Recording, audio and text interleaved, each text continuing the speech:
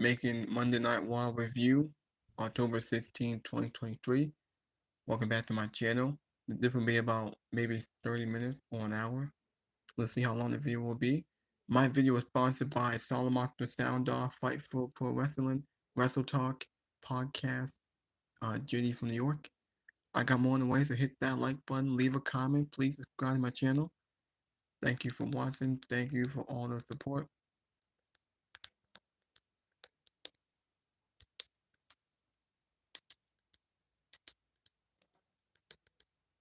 Um, oh wait.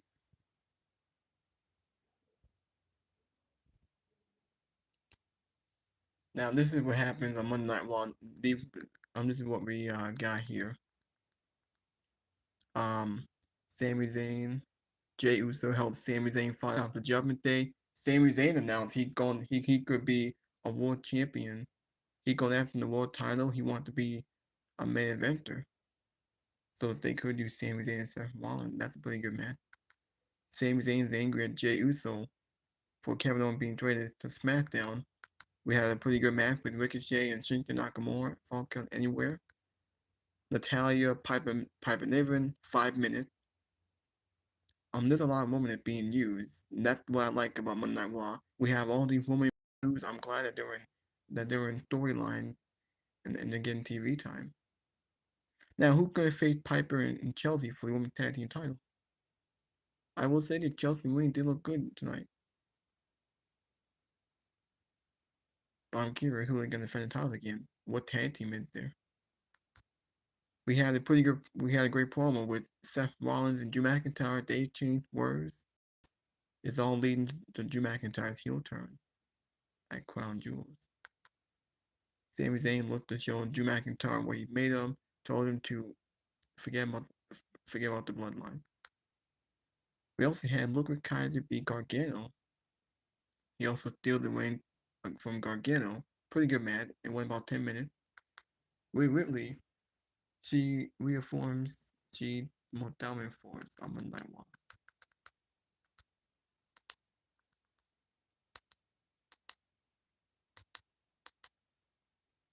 We had a great match with Bronson Reed and Gunther. And right now we are getting into the main event.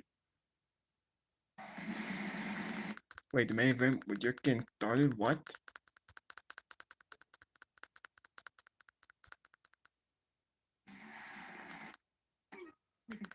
Wait, hold on a second.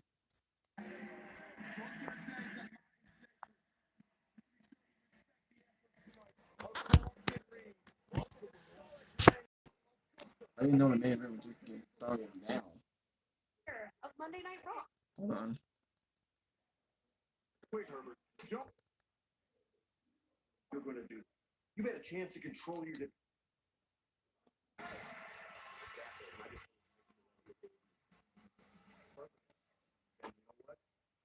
Exactly. Monday Night Raw, the one. Yeah, let's do it. It is a pleasure doing business with you. Business. Thank you. Business.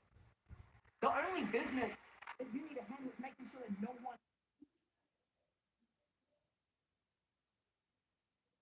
interrupts my matches. Either you get this women's division in order, or I win. You know what, Rhea? It's the season premiere, so we're gonna handle things a little bit differently from now on. Don't come in here and tell me what you're gonna do. You've had a chance to control your division, and all I get is chaos. So if you want to make a statement, you're gonna do it my way at Crown Jewel, where you defend that women's world championship against Nia, Shayna, Zoe, and Raquel in a fatal five-way match. You're kidding. This is a joke. This is not cool. Like, you know what? No, fine. I just have to eradicate them all, okay? Cheers. Jinder Mahal. Where have they been? 2, 1. All right, guys, it's Pilates class. We're talking about elongating the muscle. So Rhea Ripley will defend it in a fatal five-way at Crown Jewels. I figured she would defend the title since it's at Crown Jewels in Saudi Arabia. Fatal five-way, I don't mind it. I don't know what they're gonna be setting up. They could set up maybe Rhea and Zoe, Rhea and Shayna, or Rhea and Nia for Survivor Series. Maybe. we did see Jinder Mahal. Yeah, Jinder Mahal. If Jinder Mahal, Jinder Mahal's on TV. He's been on TV for months now. Since when the last time we saw him on TV? June, May. We haven't seen Indus Sher on TV in a while. But they're on TV. Let's see where they go. What are they gonna do on TV? Are they gonna have the tag team titles? Don't tell me that they're gonna beat Cody and Jay. Because what tag team is there for Cody and Jay? Once they beat the Judgment Day tonight, what they gotta face next? I don't know what the hell we're doing. Anyway, so after we got in the share in that segment with Adam Pearce, we did get Maxine Dupree. Maxine Dupree, the African. Discuss career bets, right? Like, yeah, what you mean? We heard the signal because if you're talking about the WWE World Tag Team Championships, that means you're obviously talking about your boys. The New Day. You know about. You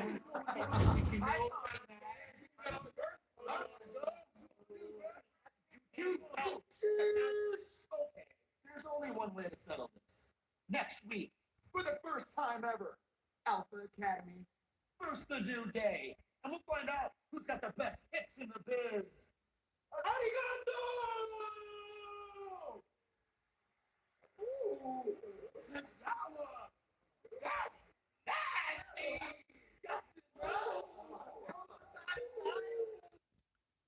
So next week we got the New Day and the Alpha Academy. That's a pretty good match.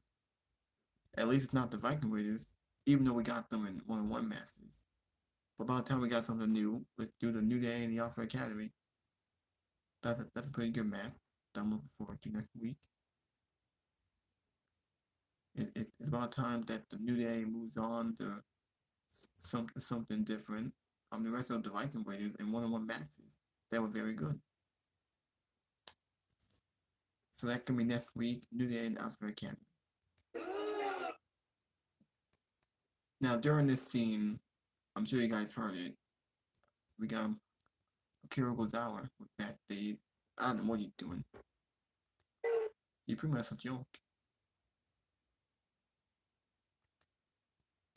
Alright. Next week we got Sami Zayn and Drew McIntyre.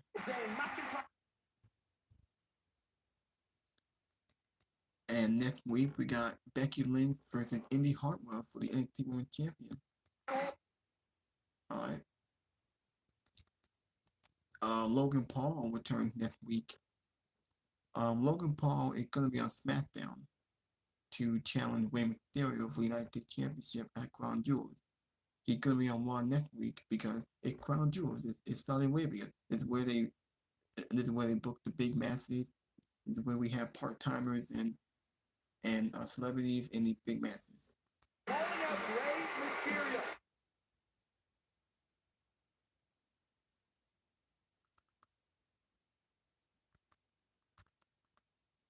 Alright, here's the Judgment Day.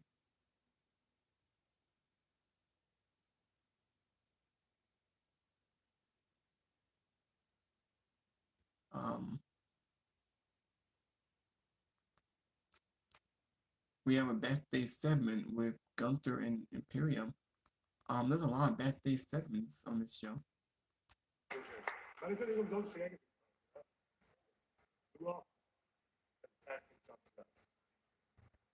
First big defeat for Johnny Gargano's back. You did it. You fulfilled your responsibility. You didn't. It's not the momentum. I helped him win the match. Early on, I saw Johnny Gargano walking around the backstage. After Gio's match next week, I expect him to be stretched out of the building. And it's going to be your responsibility.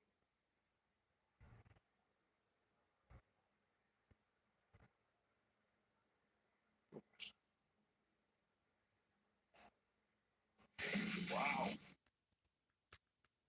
I still don't.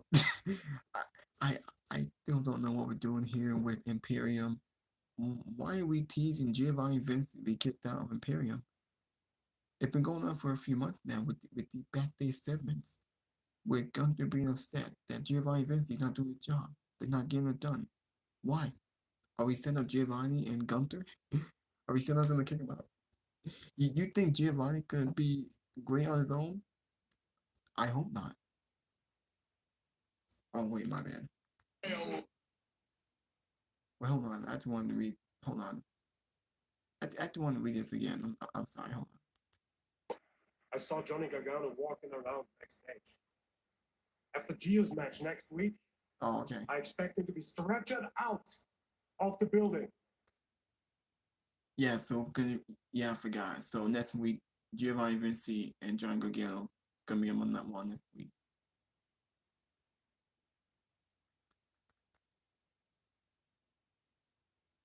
All right. Now we got the main event with Judgment Day, Cody Rhodes, and Jey Uso.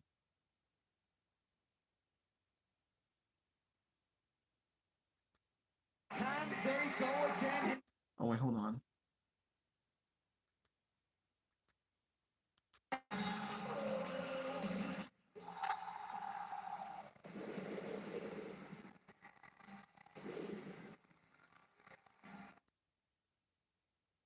Tag team title main event, which I don't mind it. We got 20 minutes left in this show. There are 20 minutes left in this show, by the way. And the main event just getting started.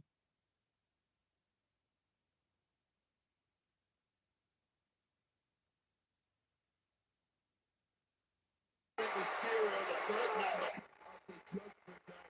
No doubt looking to throw a spanner in the works here. Swing and a miss from Damian Priest. Here comes Finn Balor. Looking for the crossroads. Balor sets a turn around super kick from Jey Uso.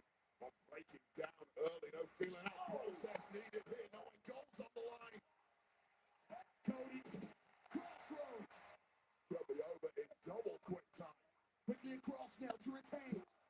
And look who it is. Dirty Dominic Mysterio. That's potential. That was smart. Pretty sure it'd be 10. Got a good side off. I mean, that match was over right there. This early in the match, I saw that happen. Cody on surprise, going for Dominic now on the outside. Dominic Mysterio. Yeah, no surprise he's scoffing here. We're trying to clear Dominic out of the paper. There you go. Acting like a nuisance. This is the Judgment Day now on top. Can they reclaim the tag titles?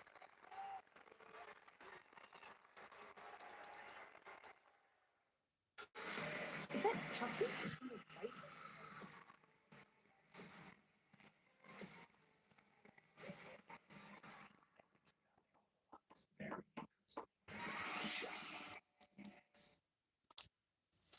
Alright. So, hold on.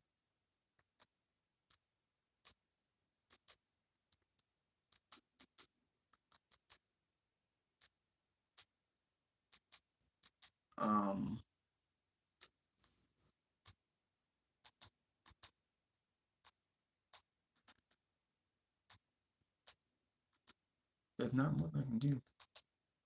There's not much to talk about, really. Now, as for the other podcasters that do their Raw review tonight, we have Good My Work commentaries. I give a big shout out to him. He's also my favorite podcaster. He'll be doing one after Raw is over. The season premiere. Gunther continued to dominate. Becky Lynch beat Jay Cardell. Raw had a lot of teasers tonight. I forgot to mention Becky Lynch did have been and like I said, Becky Lynch will defend the NXT title against Indy Hartwell. That's week for Raw. They're setting up Becky Lynch and Xia Li later down the line. Becky Lynch had a face-to-face with Rhea Ripley.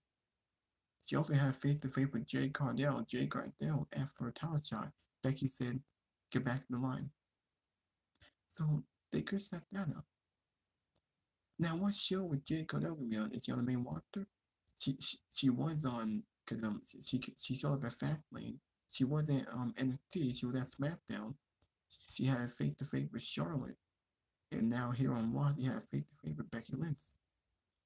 Now, I don't know what we're doing with Jade Cargill. Is she going to wrestle her first match? What's she doing here? Who's she going to wrestle first? What program is she going to have? I think she should start on NXT like everyone else. Build herself up, start off on NXT first. Now, is she going to start on the main roster? You think she's going to be automatically thrown into a championship program? Against who? She ain't beating Rhea Ripley. It's too soon for her to be in a title program. She hasn't wrestled a match. Now, as for Rhea and Becky and the face-to-face that they had tonight, I think that will happen. I think when the time is right, I think Becky will drop that title. I don't know when. Maybe next month. She may drop the title. And when she drops the title, that's when they can set up Becky and Rhea. I don't think at Survivor Series. Maybe at the Royal Rumble. But that's just me.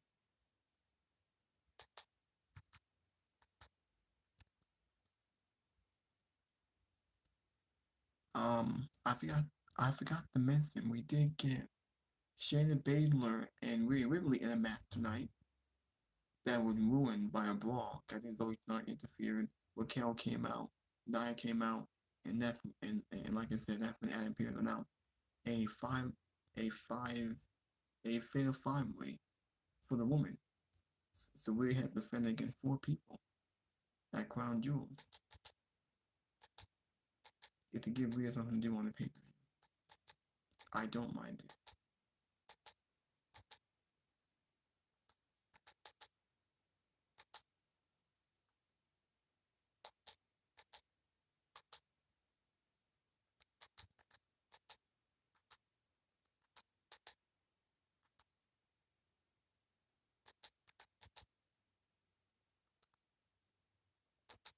Alright. So as for the news and rumors, the WWE wants AEW stars. There's a WWE recruiting AEW star. WWE star removed from TV. Massive WWE plans canceled. It's finally over. WWE teased CM Punk, and that's not happening.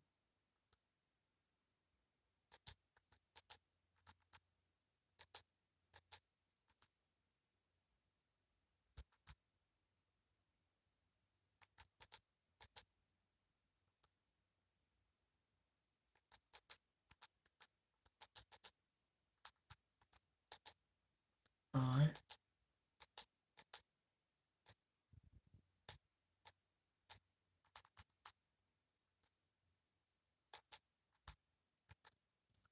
And you guys know that Triple H is making all key decisions in WWE. He had the creative power. The man power have been minimized.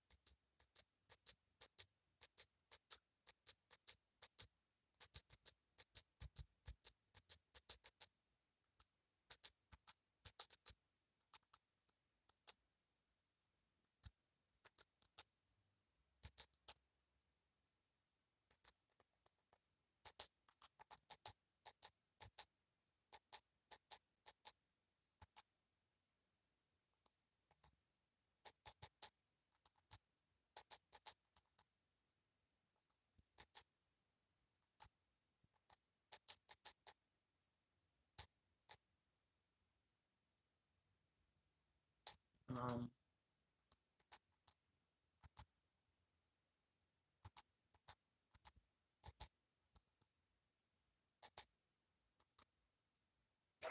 Meanwhile, back inside, Priest across to Jey Uso. Jey Uso looking to finish the job.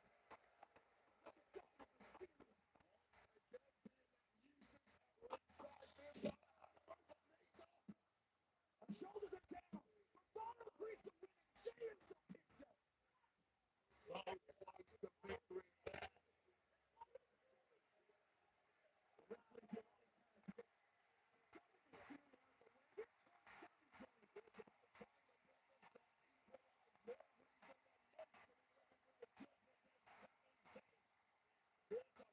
Okay. Sami Zayn takes on Dominic, thank God.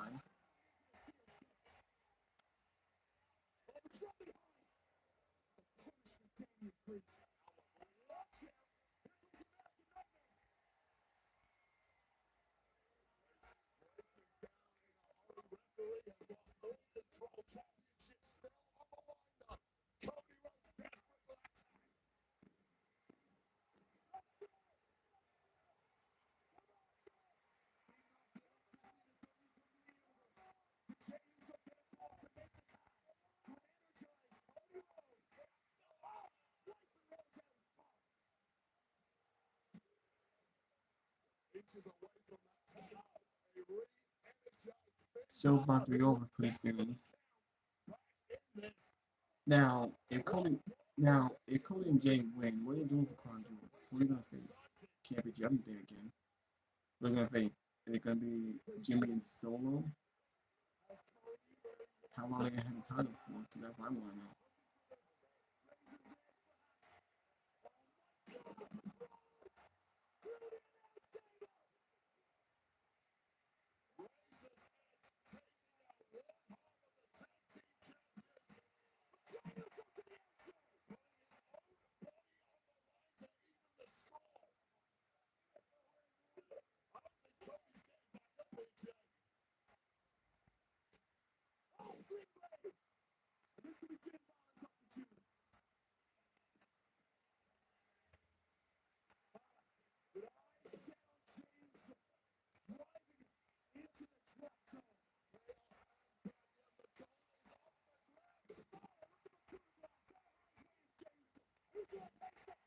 And there's a spear. Well, this is gonna be over pretty soon.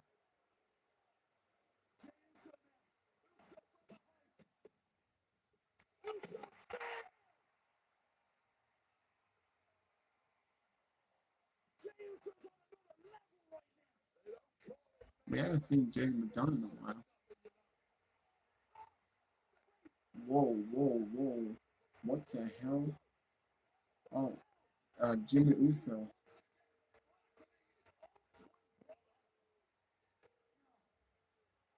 Jimmy Uso came out of nowhere.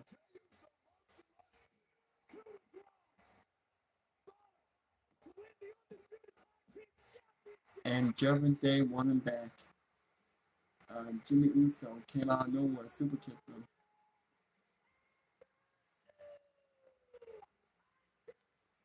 Wow.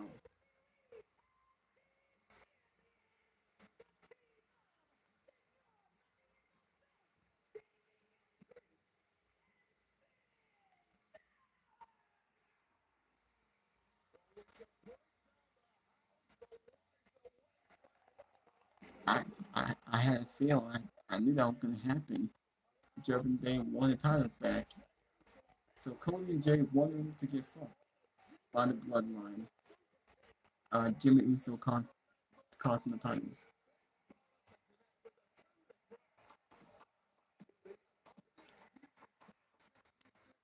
So Cody and Jay had him for like a week, and now the Judgment Day went back the titles. Jimmy Uso came out of nowhere and screwed him over.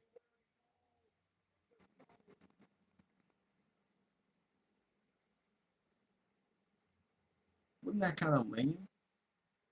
Really, the pyro going off? How come all the pyro going off when Cody and Jay won them? But the pyro going off for a second time with the Judgment Day, and now they won tag team titles. And that's how we end the season premiere. Cody and Jay won them for a moment. Jimmy Uso cost them the tag team titles. Oh, Chucky's on. Wow. That's now I was expecting. I was not expecting that.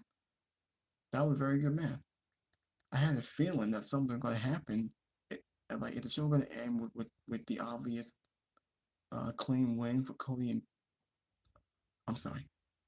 I mean, I was about to say like the way how the map was being set, I knew something was going to happen. I was hoping JD McDonough was coming out. We did not see JD McDonough on the show. He was on the show last week. He wasn't on this week. Maybe taking a week off, and maybe they'll tell something with JD McDonough. But he wasn't on the show. It was very surprising. I thought he was gonna help and he was gonna prove himself and help Judgment Day win, but Jimmy Uso came out. He came out and super kicked Jay, and Finn Balor hit the coup de grace, got the 1, 2, 3. Judgment Day went back to the tag team titles. Now, what was the point of them dropping the title to win it back? Would that just make a moment of fast lane because they wanted a title change, they wanted something to talk about on the pay-per-view, and do something with Cody and Jay? But that was it. Now they won the titles off of storyline. That's the reason why they won it. They won the titles off of storyline. Jey Uso, for the first time in his career, won the title with someone else, not with his brother. And Roman Reigns didn't like it. That upset Roman Reigns. It upset Jimmy, and Jimmy came out. I don't know why, but part of me thought that Roman Reigns might come out. But nope, Jimmy came out and super kicked his brother. Jimmy doesn't give a shit. Now we're gonna see what happens after that. The Cody and Jay go to SmackDown. What the hell are they doing for Crown Jewels? Seriously, what are we doing for Crown Jewels? Is Cody and Jay gonna be on the pay-per-view? What the hell are they doing? I don't know what we're doing with Cody and Jay. Or especially Cody. Is he gonna have massive Crown Jewels? Don't tell me he's gonna jet himself in a match with LA Knight and Roman Reigns. There's no reason for Cody Rhodes to miss Crown Jewels. Unless it's gonna be in a backstage segment doing saying the same old promos. They could have done that. Well, it would make sense, but no, it wouldn't. I mean, if Judgment Day were gonna retain, he could have had Jimmy do that fast lane and then doing it on Monday Night Raw. Does that make any sense? I don't know. I don't know what the plans are here. We'll have to wait and see what happens on SmackDown and wait and see what happens next week on Raw. And then we'll see what happens at Crown Jewels.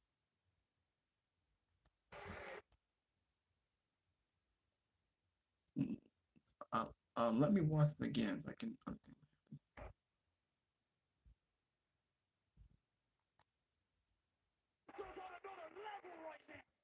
happened. Watch it. I'm gonna watch this again. This ending.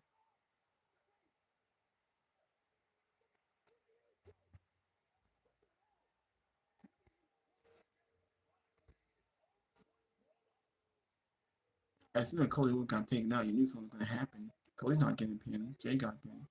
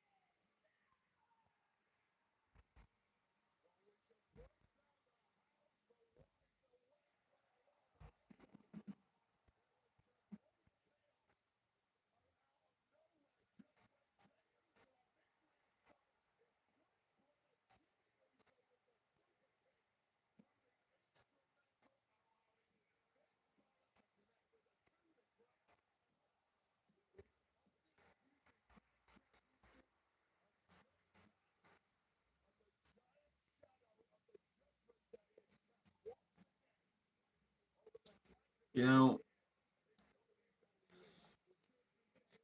now with the Judgment Day being champions again, there was no reason to take these titles off of Judgment Day at all. They have a long title reign. There's no reason for transitional champions. The Judgment Day had put on bangers, by the way. They put on great matches together as a team. I was enjoying their time win. I was happy that they won it at Payback. They had a great match with Kevin Owens and Sami Zayn. Fastlane had a great match. But having them drop the titles, I mean, no. Jey Uso and Cody Rhodes only won it at Fastlane was all for the storyline to add with the bloodline with Roman and Jimmy. Judgment Day, they're the team that's gonna elevate the tag division, put on bangers, have great matches, have great feuds. That's what they're doing. And that's what they've been doing. Now, there's no reason for them to lose the titles now. They shouldn't lose titles. And if they do lose the title, it should be DIY. DIY. Build up Ciampa and Gargano, have them be a team, build them up, have them beat Imperium, have them be a team that can beat Judgment Day, and get them over. And then, and when Judgment Day, when they do lose the titles, eventually, that's when you can set up Damian Priest to cast in. Whether on Seth Rollins, he can tease on Roman Reigns. That's what they could be doing. So hopefully that they do that.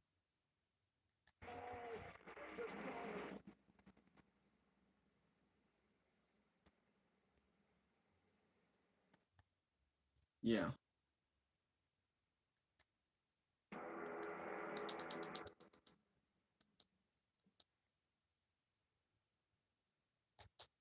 Okay.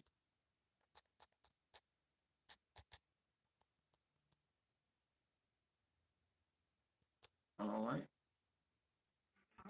Hold on.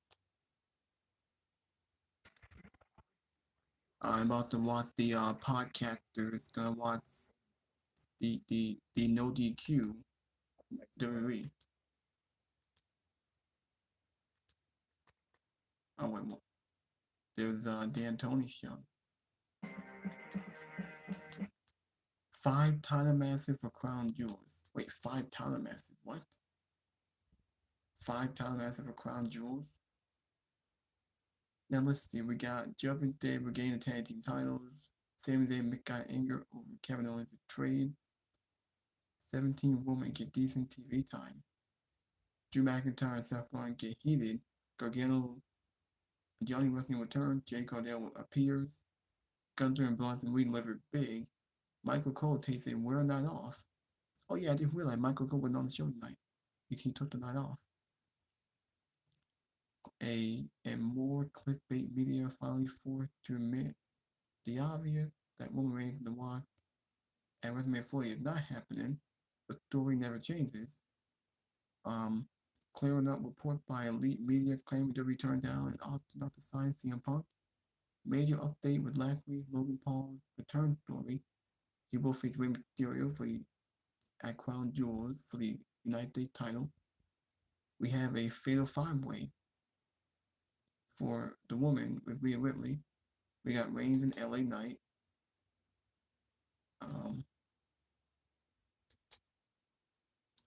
We did get main event. We got Nathan Fraser versus Akira Tozawa. Chad Gable versus Trick Williams. Yeah, Trick Williams was on main event.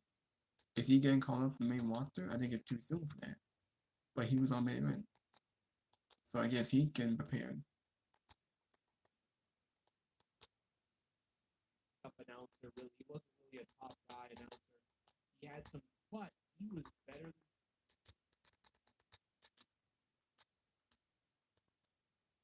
Okay. All right. People stupid instead of just give them a hug. So for now, all is well. Okay, so same thing. Good segment, right? Like the friction between these guys and making the most out of the trade. And when it was first announced that Jay was going to Raw, I figured the trade. And that's Judgment Day. Second time they celebrated. Judgment Day's not losing the tag team titles. It's going all over my body. I don't know what's going on. He changes hands. The stock drops 20%. And because Ari Emanuel in the business world explains to those with a college education.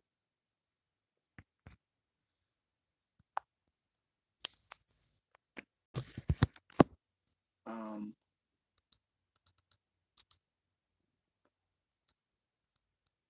all right, we got Post Wrestling, we got Wrestling Inc. They're doing their podcast. Well,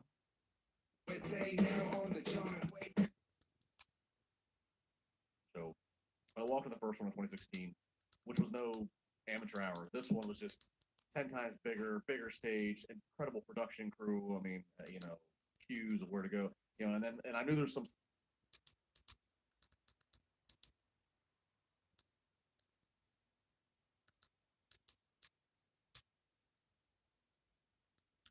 well, we got Jay Carnell, Tyler T.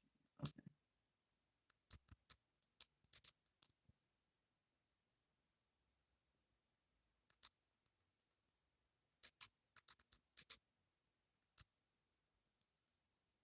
All right, Fightful is also on.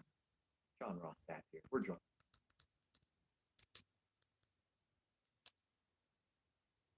Raw review. Lots of stuff to talk Fightful's about. on. Like there's a whole lot to get into. Of course, leave a thumbs up on this video. Please subscribe. Tap the bell for notifications. I did an interview with CJ Perry that is up here today. The Wrestling Perspective has an interview with Billy Corgan up tomorrow. Make sure you guys check all the. All right, Fightful Wrestling, Post Wrestling, the Wrestling Inc. We got the No DQ, Joe Cronin. We got the Dan Tony Show. PeopleSelect.com. Now, man, we've got so much going on. Right now, Alex and maybe Kate have their own review going on. Dozens of podcasts a month. I know some people will be like, well, what can you get there that won't get out? Well, Q&As, all kinds of stuff. We eat leather over there, Denise. We do all kinds of fun stuff. Yeah, eating leather, that's your thing. So That is my thing. We had a big story on That's exclusive. FightfulSelect.com last week, Denise, that rattled some cages, upset some people about CM Punk. We had incredible detail on Vince McMahon, which this was something you and I had talked about weeks ago, and then it just came out last week. Oh yeah, Vince is out of creative. Oh, no surprise to myself and Denise, who were talking about this a few weeks ago, but we had news on the Grizzled Young Vets and their free agency, a bunch of news on MLW. They had a tombstone with my name on it at the MLW show, Denise. That wasn't nice. I don't appreciate that. We had news on Did I Alberto creep you Del out? Rio. Did it We give had you news the- on Alberto Del Rio. I'm going to pull a Denise. Del Rio claimed that WWE wanted him back at one point, and a higher up sent me a text, told me to post it, and said, no fucking chance. So that was a thing that happened.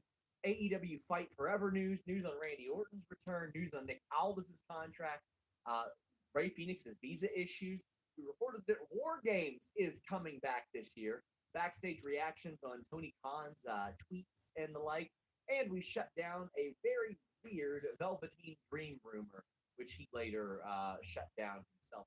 Had a lot of stuff going on last week, Denise, but you and I haven't talked since the CM Punk report that I dropped. Yeah, we talk once a week, so Yeah. that's that. So we catch up every Monday, and man,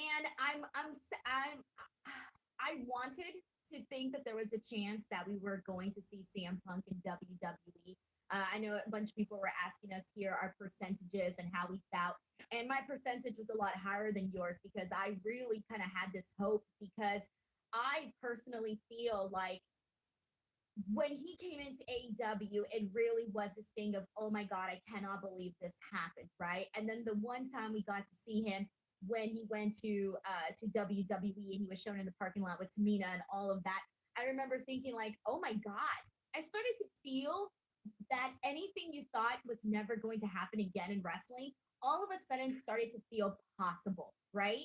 You're seeing big things happen in pro wrestling. So you start thinking, oh yeah, anything's going to happen, right? For example, you see Brian go to AEW, you see Edge come back, like all of these little things like this. CM Punk coming back to wrestling when he said never say never so many times.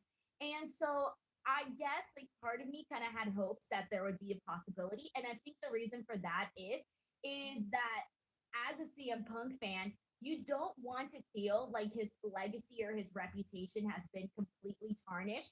And right now, with nobody sort of wanting to like work with him or whatever, it kind of feels that way. And I know that I'm sure there's fans out there that are kind of like, damn, we didn't want to see things end the way that they are, at least right now. This is the end. You don't want to see it this way. So for those of you who aren't smartened up to it, basically last Tuesday I got a call from a higher up in WWE.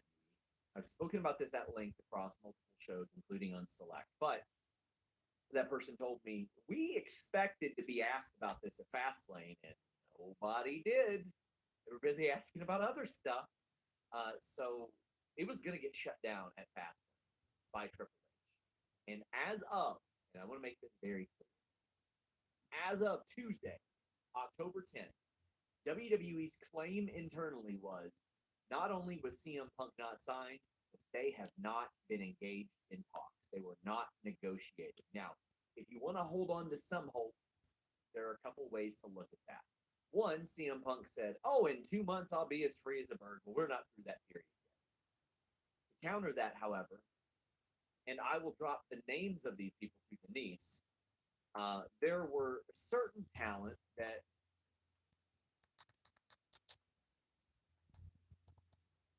All right. Good mic work commentary. He thought to start his. JD from New York, he's not doing his. I don't know why. Salamonster. Have to wait for Salamonster sound off. He hadn't done his yet.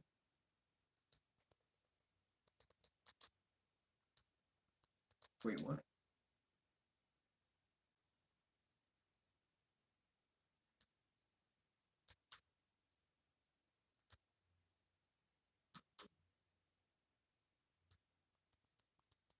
Alright.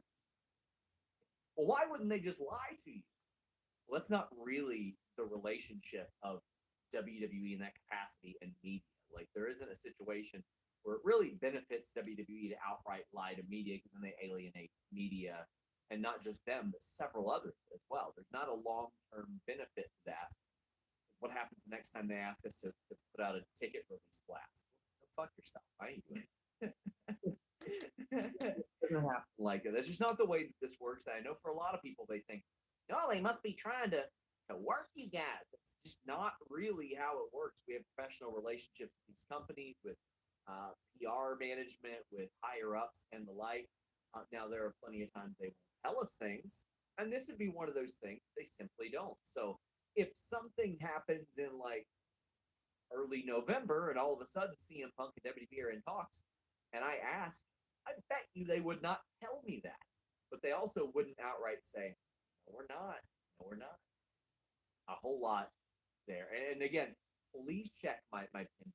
It says WWE feels like if they want him, they can have him. As of last week, their official stance in the company was not happening. That can always change. Which that within itself is pretty huge news too, because you could have imagined that there was a point where that was definitely not a thing. I remember, when Fox said that they were trying to get CM Punk and trying to get him on WWE, and WWE basically shut that down and said no.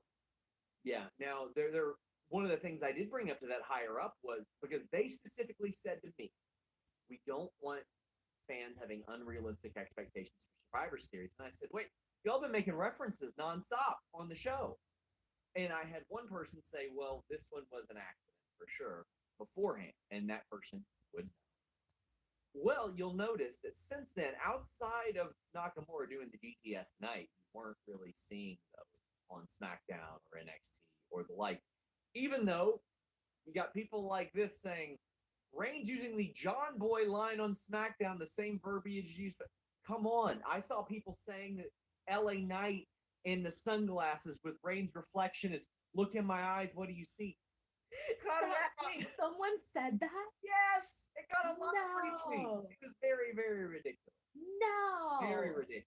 I I can't believe it. I feel like there are some things where I'm like, okay, I can see your point, but then there's things like that they kind of just ruin it for everybody because then your theories start to get so far fetched. And it's the same thing we see on social media across the board, people trying to fit their narrative, right? And that's wild to me. The LA Knight thing. Oh my god, I would have never gone there in a I've had million so many years. people That's that are wild. like, oh, he's gonna show up at Survivor Series. You're gonna be so mad. Why would I possibly give a fuck? Like, why? I'm not working with the guy. I'm not the one in WWE who said we're not in talks. I'm the one who posted the information of them saying that. I've also outright said it's. Let's see what Goodbye with commentary can say. As we talked about on the podcast on Saturday, the Triple H era is officially here. Now, as wrestling fans, when we see a match graphic, we can breathe easy and rest easy knowing that Vince McMahon can't fuck with it. So I was excited for tonight, although I felt like a lot of the matches booked were kind of predictable. None of the outcomes really surprised me. There was no way after the 2 straight losses in championship matches to Seth Rollins and Nakamura was not going to be Ricochet. It's not really time for Gunther to lose the Intercontinental title yet, even though him and Bronson Reed had just a phenomenal match. And Gunther continues to prove why he's the best champion in the company right now. He's just super dominant. That was good, but again, not very, pretty predictable. And then since the Rhea Ripley and Shayna Baszler match was also not for the title, that pretty much gave away that they're going to be schmoz or something like that. So I felt like some of that stuff was predictable, and I thought the tag match was as well. Just didn't think we would see a title switch that soon after Jay and Cody won the titles, but we did.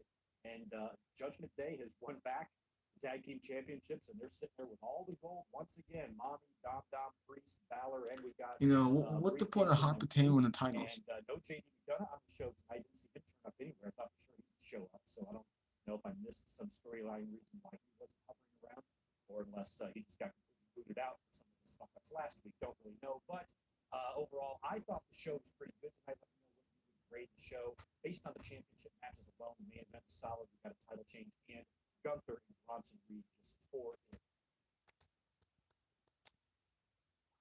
Khan will probably take more of a lead on that. So I'm not convinced that it's all over.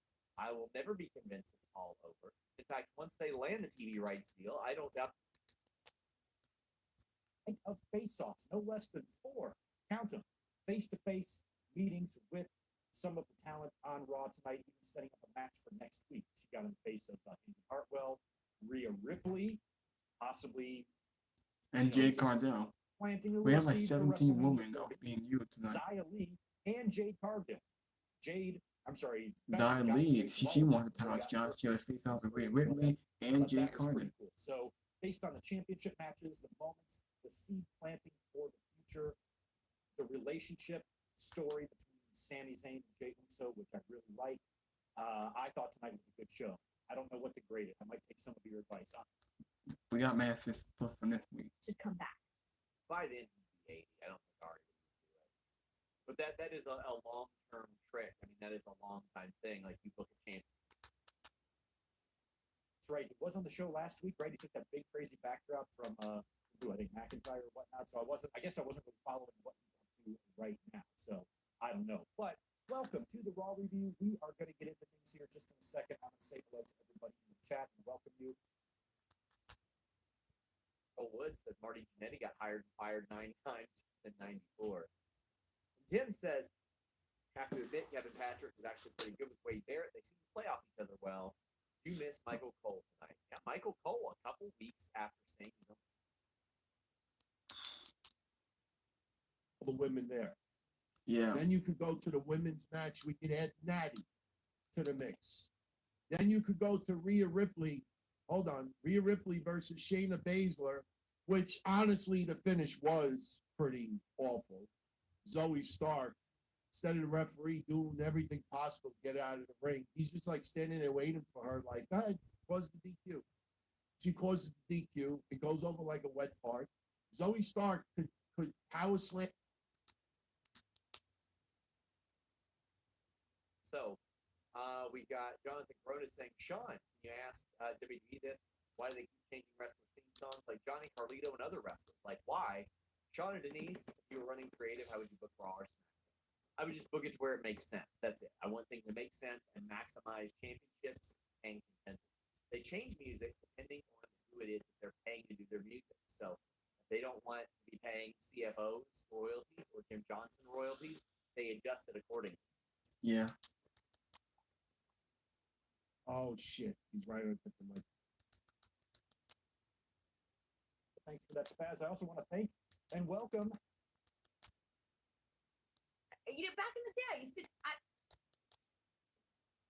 James match between Judgment Day and Bloodline versus a team of Cody, Jay, Sammy, KO, and likely a return Guy who another guy who work in the ring. Now, yes, we already counted Rhea Ripley and Becky Lynch on that list, but we also had a little teaser. Jade Cargill and That was awesome. Harris says, guy in suit on Collision had an amazing presence. Apex, actually, we'll get back to that one. We've got K775 says, if you had to guess, War Games match would be Judgment Day versus Kevin, Sammy, Cody, Jay, and Damage Control versus Charlotte, Asuka, Bianca. Damage Control is, I don't think Dakota's going to be ready. So I don't know anything about War Games there for the women. On the men's side, I think Judgment Day, JD against, I mean, Sammy, Cody, Kevin, even though Kevin on SmackDown, it's like, how do they get around that? I'm very interested to see who the War Games teams are. Fightful Select did report that it's coming back. Any thoughts on that? Well, I'm looking at this and I'm also thinking, like, what about Bobby Lashley and the Street Profits over on SmackDown?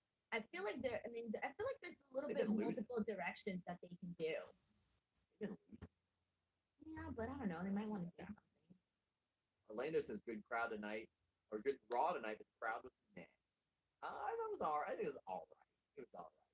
Mike the Jeweler says Drew wins, then Senior Money in the Bank cashes in. Thoughts?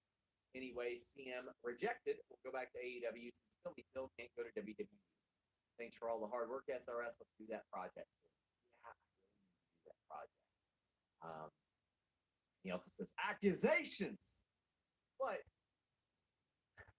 let's go ahead and talk about the Drew McIntyre, Seth Rollins section. We'll talk about that right off the top. I thought that kicked ass.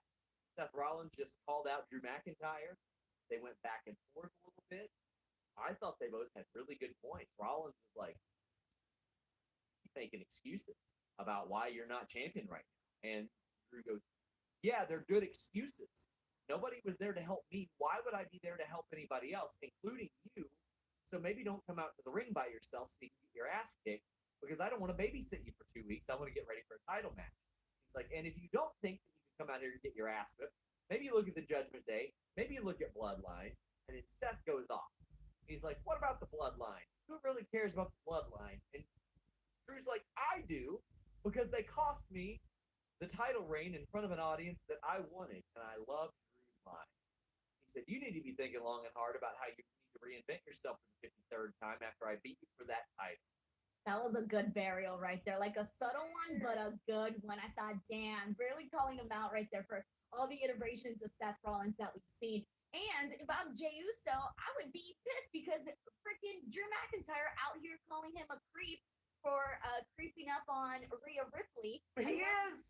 I know, but you don't want anybody to outright be like, yo, dude's a creep. And so, but Seth did show Drew talking to Rhea in the background, implying maybe they're in cahoots. That I love that. You want to know why? Because it reminded me of those shows. You know those shows where this like super trashy talk shows where they go, oh, she was cheating on him. No, I wasn't cheating on her. And then all of a sudden they, and it's becoming apparent now that the merger has happened, now that the merger is complete, that a lot of people are speculating that Vince was probably played all along. That very serious post-wrestling system. But whenever you are connected to public Wi-Fi,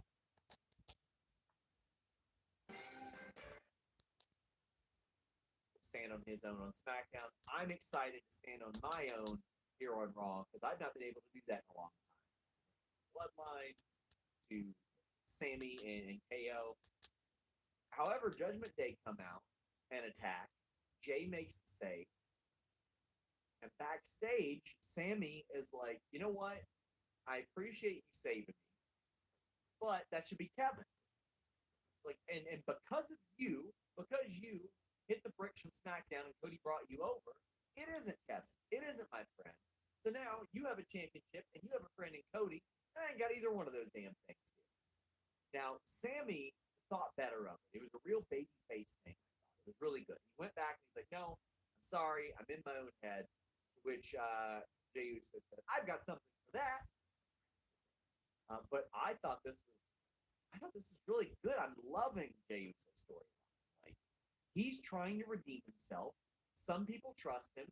Some people don't. Other people are stuck in the middle. But this is natural after years he screwed people out of their dreams. It is natural for them to feel this way. And I'm so glad they're playing this out with like 5 different layers. Right? Because here's the thing, like there's so many times in wrestling where all of a sudden you're used to seeing this good guy, right? He's always good, then all of a sudden he has the turn, right? He's evil, he's bad, whatever. But this one here, we're not used to seeing Sami Zayn like this. We're not used to seeing emo, sad Sami Zayn, angry Sami Zayn. We're not used to that. So him going back to Jay and being like, damn, I'm in my own head, that definitely kind of made it a little bit more of a, I guess, easier transition if that's the way that they want to play it. But the thing for me here is that prior to going into Raw today, one of the things that I was thinking about was how Sami Zayn literally went from being the guy that had this big important match with Roman Reigns, that we went from talking about like who should Sami Zayn be the one to defeat Roman Reigns. We went to talking about how Sami Zayn had some of the hottest angles on SmackDown with the Bloodline and just everything, right? And he had such a great year. And I felt like going into the show, I started thinking how, to me, it didn't feel like Sami Zayn was anywhere near that anymore. Like, it did not feel like the same Sami Zayn.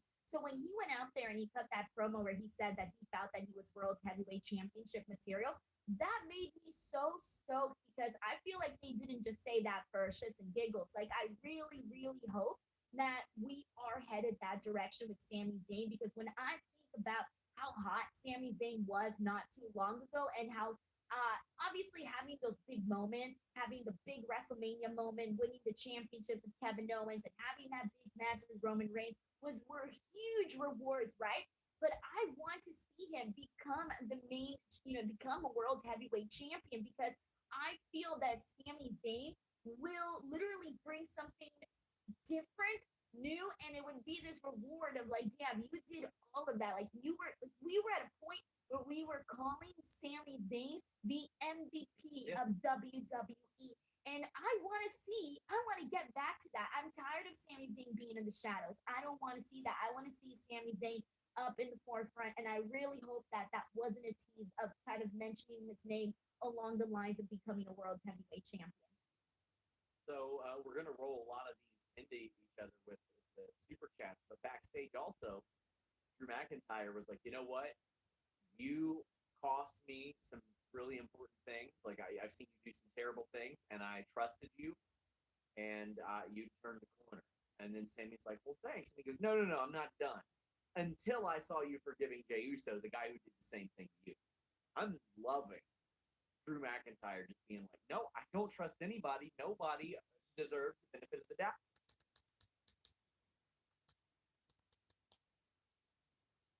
Word. He had woken from his slumber. And so Roman Reigns was back on television on Friday, and we had that little face the aisleway between Roman Reigns and Cody Rhodes. Right? This little tense stare down, a little window into what the WrestleMania 40 main event is going to be next year. Roman Reigns was not happy that Cody Rhodes was on his team. Roman Reigns was not happy that Jey Uso was on his team. And so what this finish tonight accomplishes is that, in theory, with Jimmy Uso costing them the titles, Cody and Jey Uso can no longer appear on SmackDown. So he effectively did a favor for Roman Reigns by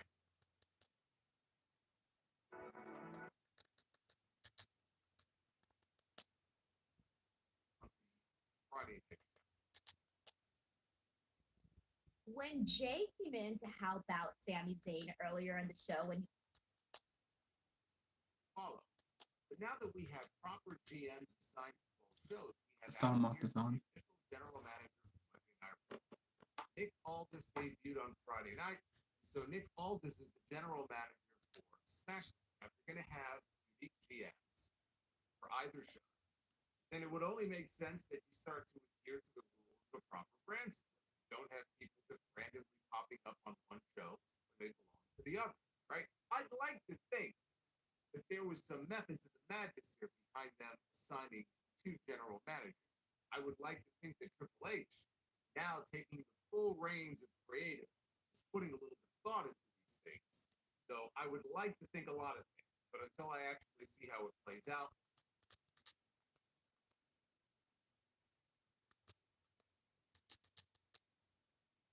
And in the world, on all your, it is championship that was the Intercontinental.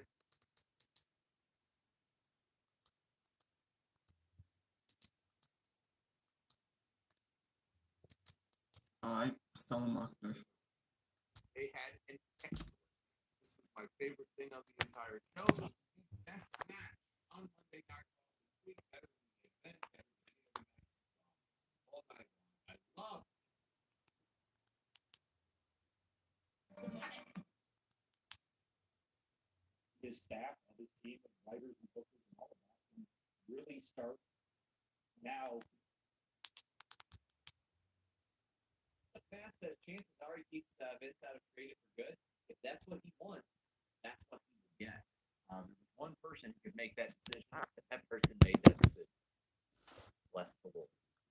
Andy says, "Can we celebrate, or is the Vince exile from creative temporary? Feels like the GTS is."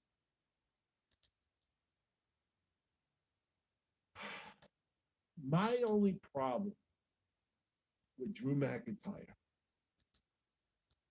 is that people think, and let me Wonder why would he do that? Well, go look at one of the only times a WWE wrestler. Elephant in the room. He says the cause of Kevin Owens' trade is Jason. He's struggling with it. He says This that is, they are Puma. getting a tag title shot tonight after they tormented Owens and Zayn through their. Yeah, this is one of those.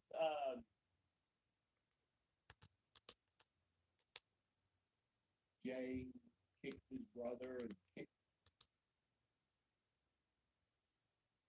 Wait. I didn't know this happened. Dominic had a 7 with Nathan Fraser. Why? As of a couple weeks ago, that can always change. I want to make that abundantly clear. That can always change. It can always change for the specific reason that you just said. Happens to be Nia Jax. Exactly what I Nia thought was going to Jax. end up happening. Originally, I thought we were in for a three-way. I thought it was going to be Rhea Ripley defending her title against Raquel Rodriguez and Nia Jax. Well, they decided to add 2 more women. So now you can throw in Zoe Stark in addition to Raquel and Nia and Rhea and Shayna Baszler. So we're getting a fatal 5 in Saudi Arabia. Now, do I expect that Rhea Ripley is going to lose her championship? I don't. But this is a 5. If the Rhea Ripley does not need to be thin in order to lose the championship. Think about this. When we talk about the Judgment Day, think about this. We saw Dominic Mysterio a few weeks ago. He lost his NXT North American Championship to Trick Williams. And then he ended up winning it right back. Finn Balor and Damian Priest, they lose their undisputed tag team titles last month. They win them right back. Rhea Ripley is now going into a match where she does not have to take the pin to lose her. You cannot sit there and say that it is a guarantee that Rhea Ripley is going to walk out of Crown Jewel, still the women's champion, and that there's no chance at all that Nia Jax is not going to walk out of there without wins. The members of the Judgment Day, they've got butterfingers.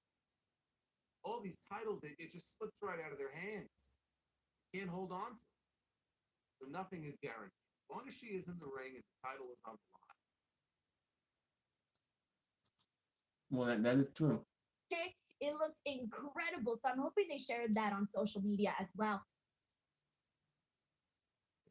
The show itself just has a different vibe to it in a month. Clearly, this is Triple H's vision of where he wants to take Monday Night. And I thought overall last week was a stronger show than tonight was. Tonight was a good show as well. But tonight, what you saw in multiple segments across the show, it was a heavy focus on the women. So Rhea Ripley was wrestling Shayna Baszler. Then you had all these other women come out, they did a big schmoz at the end. It's actually a terrible finish for them. But you had 5 different women that were featured in that segment. Yeah. Rhea was in multiple backstage segments. Becky Lynch was featured on the show, a couple of backstage segments. She was confronted by Xia Li. Yeah. She was confronted by Jade Cargill, who in less than a week has now had face-to-face confrontations with Becky Lynch and Charlotte Flair. You had another match on the show, Piper Niven and Natalya. Chelsea Green was out there. A lot of women represented on the show. And that's a great sign if one of the things that you would like to see is more focus on the women's division. Of course, it remains to be seen, though, whether or not these women can get over, if they're going to be consistently featured. But Exactly. this was a change from what I think we've seen over the last several months as far as how many women got face time on the show tonight. Candice LeRae and Indy Hartwell. Yeah. About were also 17. featured briefly. So it's going to be very interesting to see as these months progress. We head into the Royal Rumble, we head into WrestleMania season.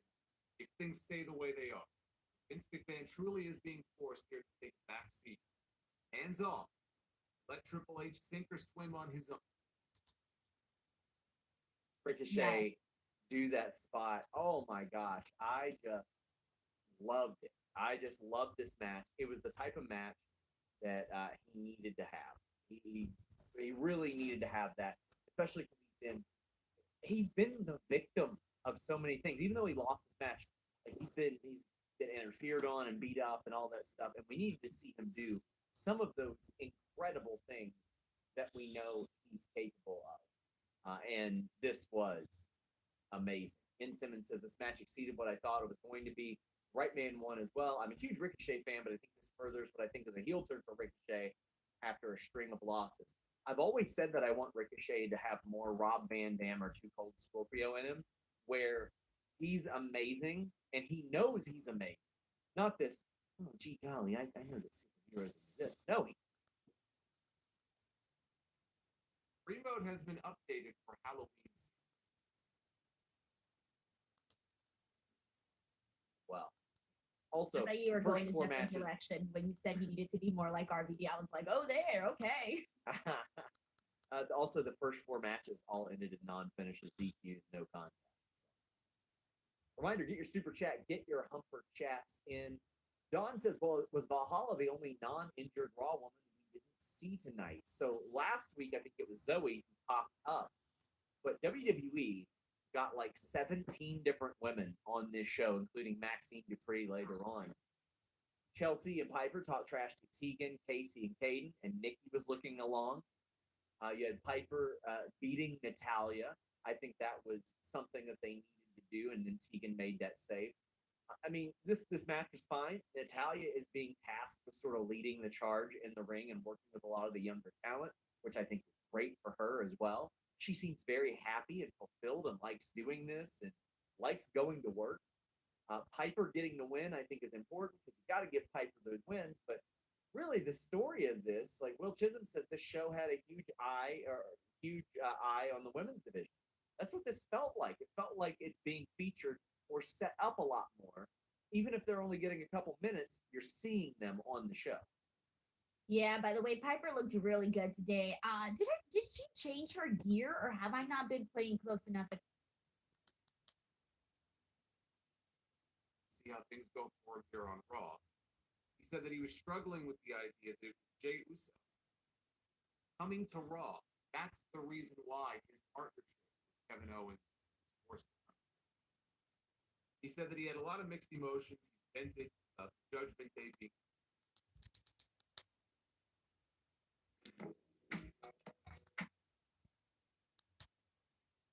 with Shayna, with Rhea, with Zoe, with all of these women, they really made you feel like, holy damn, we're starting to get this like really stacked roster of all of these women that are kind of the same in the sense that they're all like there ain't a weak link in there. Yeah, I'm really liking this. And again, this is something that I said about the AEW women's division, and it really looks like, especially Tony Storm has excelled at it.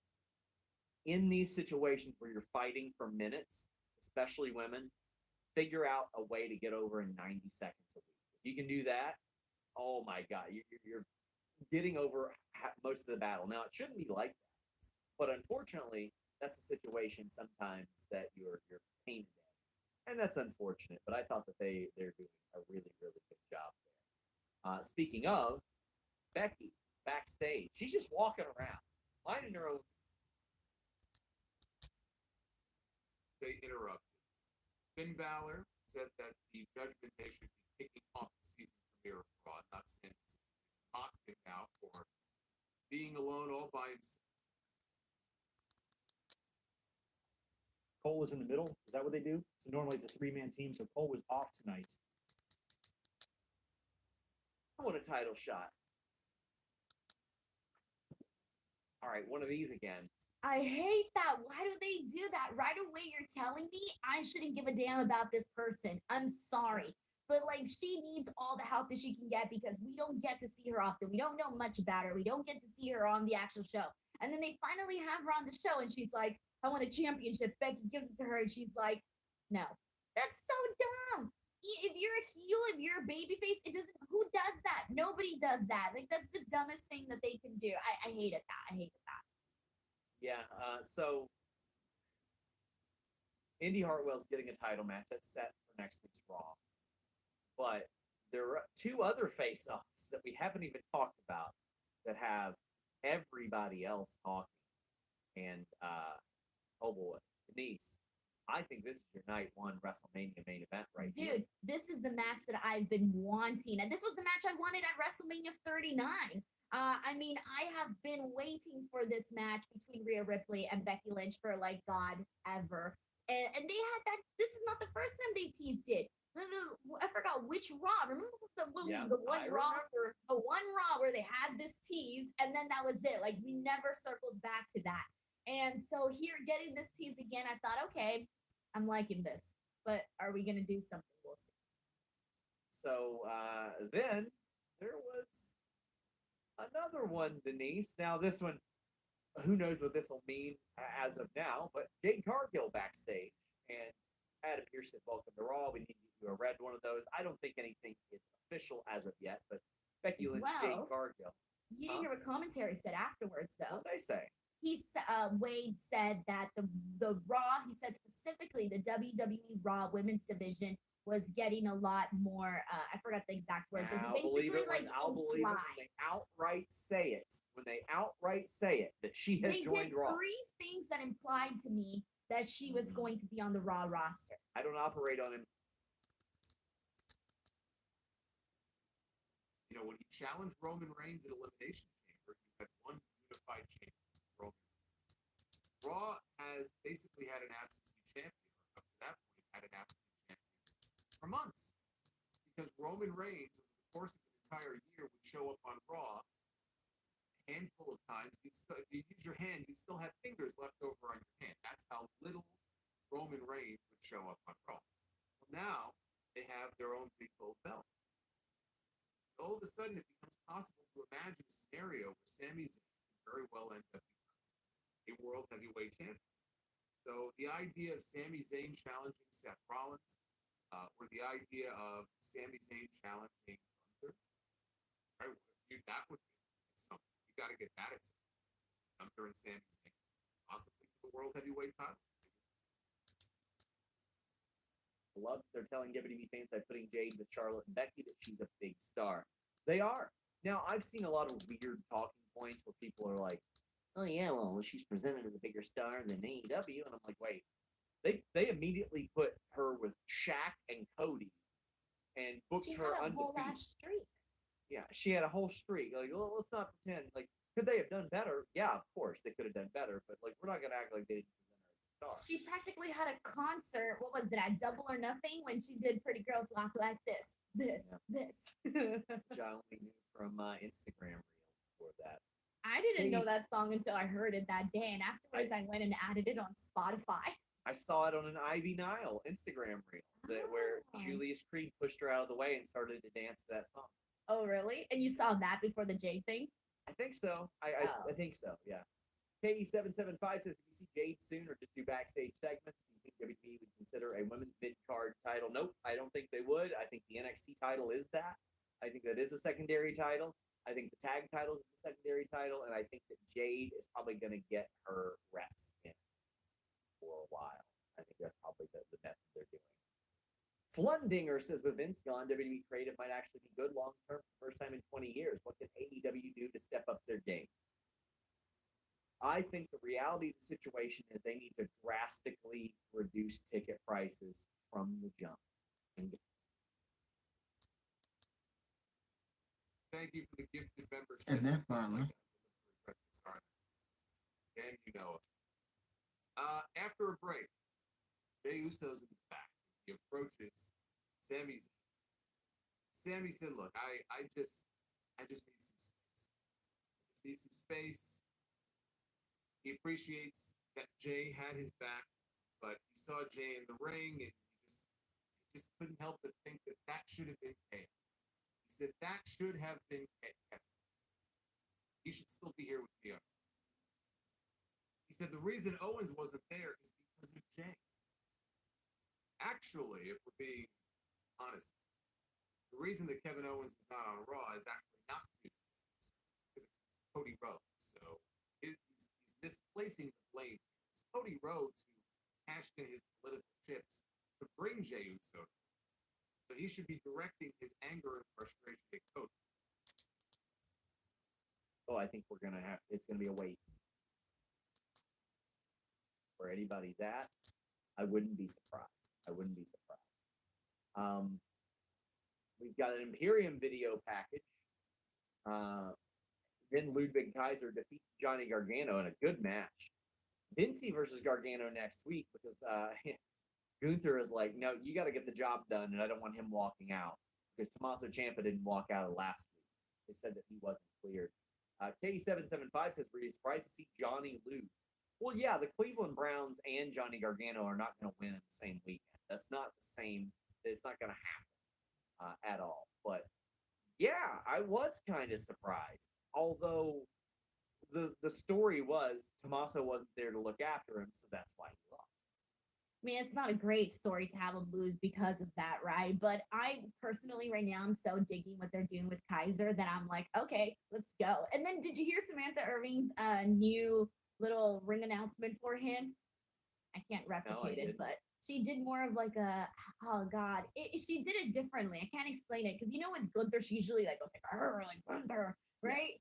But with this one, it was like Felipe Kaiser. I don't know. I can't do it, but it was different. Dream Ninja says AEW needs better promotion too. Collision is coming here to Wichita November 4th, and I wouldn't have known if it wasn't for WrestleTix. Yes, they do. They need to expand beyond Facebook and all that. They need to expand into radio. They need to do a lot better than what they've been doing. Local media, that's a big one. I know they're working to do more local interviews and stuff. Indus is back, but we don't see why. They're talking to Adam Pearce. But you got Alpha Academy backstage training with Akira Tozawa. New Day approach, and Gable says, you know what, we're going after the tag titles, I'm going after the IC title. New Day took exception to that, and it was a very friendly challenge. And they're like, all right, first time ever, next week, let's do this. And they all had a little laugh and shared some moves with Akira Tozawa. First off, I love Tozawa training with Alpha Academy. Give me that all day. I love Maxine teaching them Pilates. That's great as well. And I like this method that we're going where sometimes we see babyface versus babyface and heel versus heel. Like, why not? That keeps it much more fresh to me. Akira Tozawa was the MVP of this. Akira Tozawa is the only thing I want to talk about in this. He was so freaking... Match the show suffered.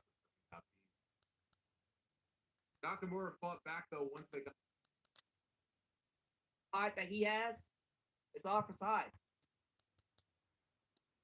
It was just a little, one-time thing where he lost his temper. Now he's cool, but they wouldn't go through the trouble of planting that seed if they were going to follow through with it. So Of WWE getting everybody on the show, and you're like, No, see, I didn't have any problem with that. I don't have any problem with what you said about the getting everyone on the show. I get what they were going, but the one thing I do have a tiny bit of a problem with is I don't like them making Rhea Ripley. They're not keeping her dominance alive when she's out there with the women. Like when she's with the men, when she's with Judgment Day, she's like, I'm handling business. I'm this tough BA, this tough biatch, all of this, right? And then when she's in there with the women, it's already been like multiple weeks, I feel, where the last shot is just Rhea there, like, what do I don't like people that. always say about Tony Khan? The Jags, soccer, and AEW. They're They're like, he's got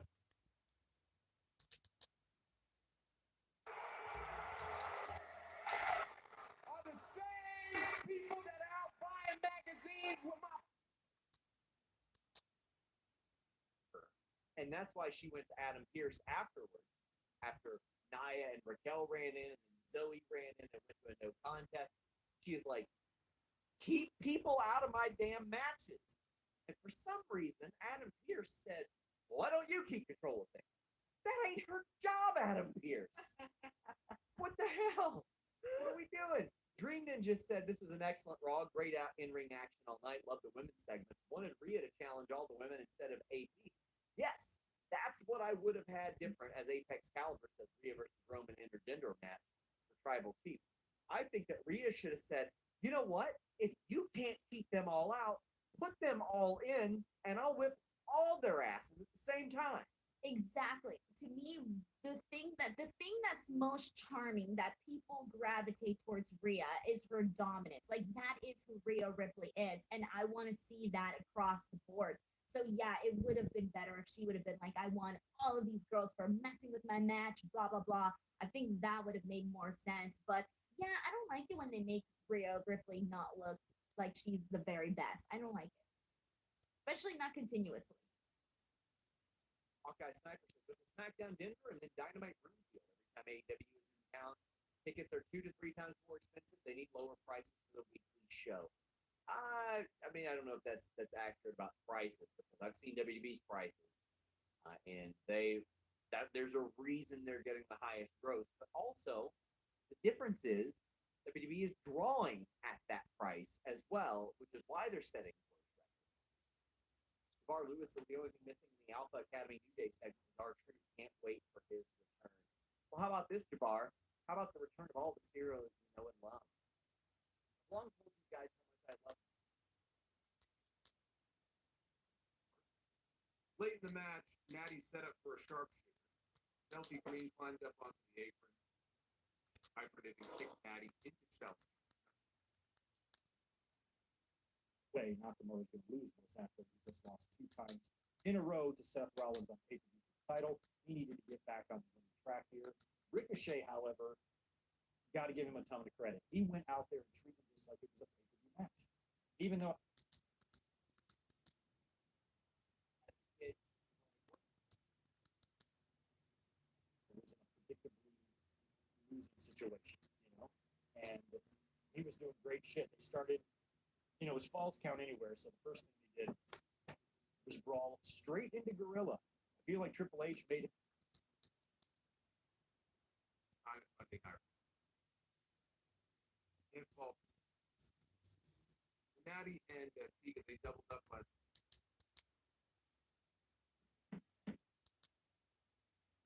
No questions asked. Yep. Really quickly, I promise you, if you never heard it, you wanna knock on these people, K-Fed, you must be dreaming. Guys, please leave a thumbs up on this video. We greatly appreciate it. If you're watching even during the fact, after the fact, during the ad reads, comment either in the live chat or our comments your favorite part of WWE Raw. And of course, the Raven is saying, is Magic Spoon really that good? I was going to pull out the wrapper that I had because I was eating one of those bars during the show, actually. But Cinnamon Roll is my favorite. Love Magic. Miz does an interview backstage and quickly gets cut off, and Nia cuts a little bit of a promo. Okay. Well, let's talk about the meat, Denise. Yes, finally. It's what I'm here for. Let's go. We got a badass match. Now, I went back and forth with Jimmy Van a little bit. Jimmy Van was like, "Oh, I think that Gunther has the best title reign in WWE, the best Intercontinental title reign since Randy Savage." And I'm like, listen, Randy Savage successfully defended the Intercontinental title one time that went over 8.5 minutes on TV or MSG during his reign. Gunther is having kick-ass matches all the way through his title reign. Because, I mean, he had an all-timer against Sheamus. He had an all-timer against Drew and Sheamus. He had a great match against Kevin Owens. He had a great match against Tommaso Ciampa. He's had this one. He's had great ones against Gable. He's going out there all the time and putting on slappers. Ricochet. My God. He's had several against Ricochet now that I think of it. He's just And put Santos. on, yeah, just incredible matches. This is a special run. This is the man making the title, not the title making the man. And guess what? Bronson Reed loses clean as a sheep. Does not hurt him at all. Orion Ben says, everyone asked why re-sign Bronson? Eat crow. J.M. Melagrito says, Wade didn't mention Honky Tonk Man among IC title greats. That's because Honky Tonk Man sucked ass. He was terrible, but Gunther is great.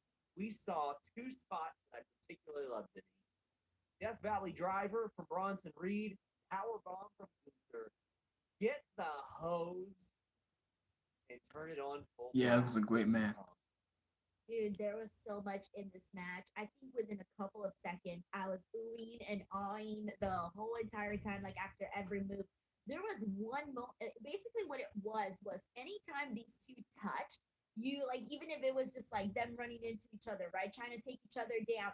It was like you can hear the sound of their skin just clashing against each other, just louder than like anybody else before. The chops that Gunther was going and giving Bronson, I felt like we've seen Gunther.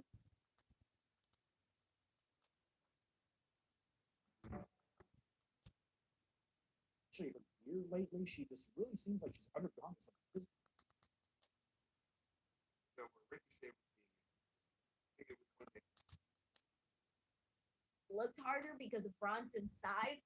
I don't know if it was an illusion or something, but it just looked a lot like he was just going and hitting them with those chops a lot harder. There was one point where I think it was Bronson was just like standing there, and we just see like Gunther trying to chop him down, and he's hitting them from the back, and he's hitting them from the front, and he's hitting them from every direction. It was like trying to bring down a massive, massive tree.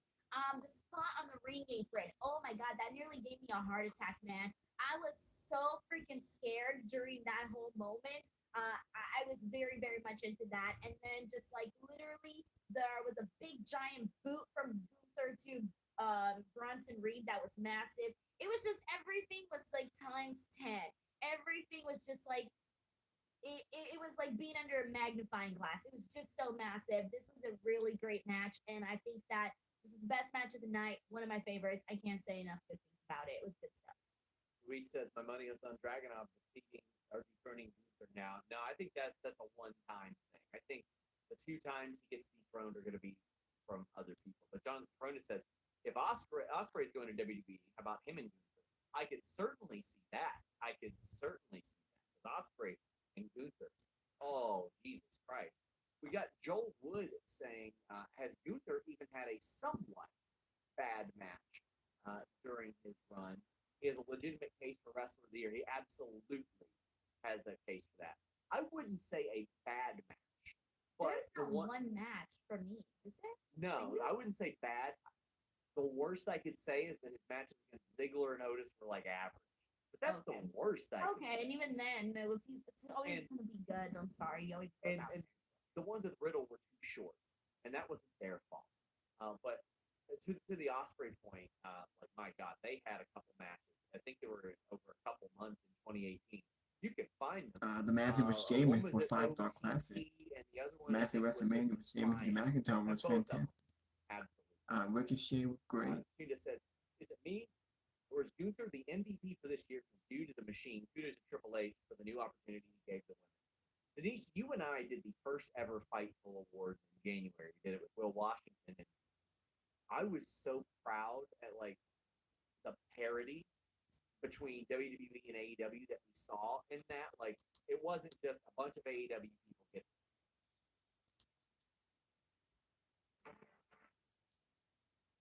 Match was over. Spectacular match. It was a great match. Look, there was no chance of One of the best Gunther matches. getting this, but that will go down as the WrestleMania main. Technically, the whole worldwide pandemic, and they needed somebody to step up, and he stepped up. He said that to fans all Form a team, like a team. So we'll see. We'll see what they do, but it felt like they were kind of laying the groundwork. He is my favorite champion in WWE. Like point blank, I was even thinking about it for a while, and I was like, be careful before you say a statement like that, right? Like think about it for a second, because you might be forgetting something. I thought about it, and I was like, you know what? It's definitely Gunther. I feel that, and I feel like most of it, and it's funny because there's been some PLEs that he's been left out of, and I'm thinking like, why would you leave Gunther off of your PLEs? I forget which ones he was off of, but I feel like there was one or two recent ones that he was off the card. And I feel like he should have definitely been the one to have a match, that's for sure. But even like just like most of his matches that are really sticking out to me have all been, just on Raw and whatnot. And that's saying a whole lot because there were so many Raws where they were kind of, screwing us a little bit with matches. There was a string of Raws where we were getting some matches that had a lot of potential, but yet they went like 2 minutes long, so you couldn't really enjoy much of them. And then there was other matches that had great finishes. So the fact that most of his matches have happened when there's a lot of matches that weren't that great on the show, I feel just kind of says a lot about that. And then also, the stuff that he did on SmackDown. I mean, God, it's been so many days since he's been places. But of course, that WrestleMania match is one that I think everybody's always going to remember because that was great too. A-Stag says, OKC gets one wrestling show a year. It's not a huge wrestling city. Being in the crowd tonight is plenty loud, especially Gunther's power bomb. Oh, yeah, it got up for that. It got up. Dude. Will says, SRS, is it possible when Vince's deal is up, the board can vote him out? That is a Jimmy question, and I will direct this towards Jimmy on Wednesday. Rock Hard says, I automatically assume Osprey is going to AEW, but do you see a chance of WWE swooping in? Seems like you wouldn't see WWE as a natural fit. I can tell you that based on my conversations with people around him, that line of thinking has changed, and I think he's going to take the best deal possible, and I think this is his big contract. Money talks, bro. Meet Norman says, between Samoa Joe, Willie Mack, and Gunther Bronson, I have meat sweats. Hope Willie is okay. Also, congrats to Denise on the Blue Chew promo code Fight Below. Denise, did you see? I'm coming for your Blue Chew crown. Did you see Taylor's version? Bang, SummerSlam. Two matches Shinsuke Nakamura.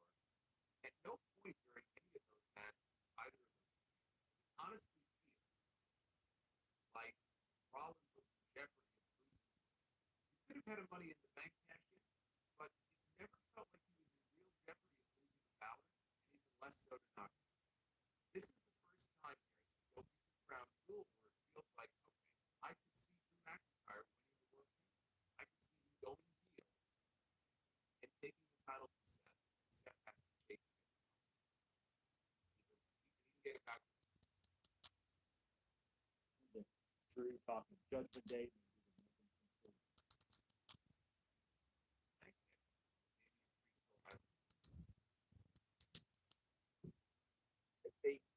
She could have got there in time, perhaps, but